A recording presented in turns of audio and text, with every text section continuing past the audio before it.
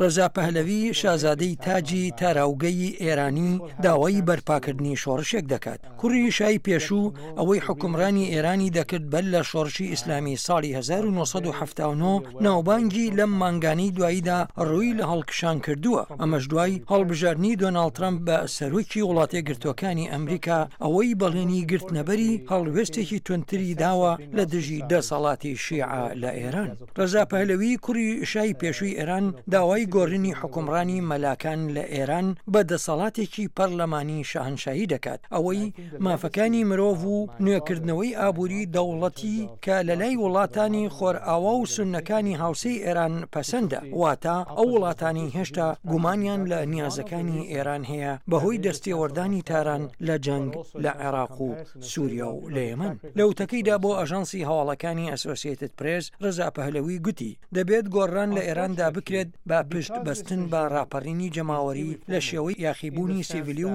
مانگرتنی کرێکاران یان بە هەر ڕێگەیەک کە ڕژێمی کۆنەپارێزی ئێرانی بەرە و لێواری هەرسهێنان بێت، لەبەر ئەوەی ئەم ڕژێمە بە خواستی خۆی دەست بەرداری دەسەڵات نابێت.